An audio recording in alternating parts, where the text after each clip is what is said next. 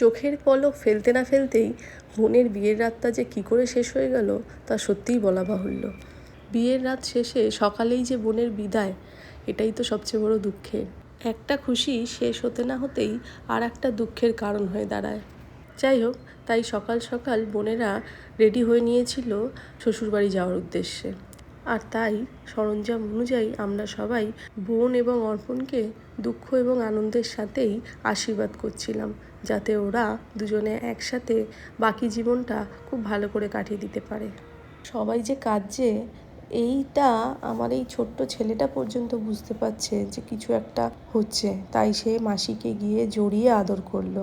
রীতি অনুযায়ী সমস্ত কর্ম শেষ হলে বোনেরা গিয়ে গাড়িতে বসে এবং বোনেদেরকে ছাড়তে আমরা দুজনে যাই।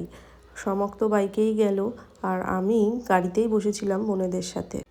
তারপর বোন গাড়ি থেকে নামলে বরণ করার উদ্দেশ্যে তারা সবাই বাজনার সাথে নাচতে শুরু করলো যে লক্ষ্মী ঘরে এলো। তাই ওদের এই খুশিতে আমরা দুজনও অংশগ্রহণ করেছিলাম, যদিও বা সমকের ভিডিওটা নেওয়া হয়নি। চলো এবার আসি রিসেপশনের দিন। পরের দিন আমরা সবাই সকাল সকাল রেডি হয়ে চলে এসেছিলাম বোনের বাড়িতে তত্ত্ব দেওয়ার উদ্দেশ্যে। সেখান থেকে সবাই চলে গেলেও আমি রয়ে যাই বোনকে নিজের হাতে সুন্দর করে সাজিয়ে যাওয়ার উদ্দেশ্যে। বোনকে সাজানো কমপ্লিট হলে বাড়িতে গিয়ে নিজেও সুন্দর করে সাজার জন্য উপস্থিত হয়, কিন্তু শরীরটা খুবই খারাপ লাগছিল, খুব টায়ার্ড হয়ে গেছিলাম, একটু মাথাটাও ঘোরাচ্ছিল, কিন্তু যাই হোক যেতে তো হবে বোনের রিসেপশনে।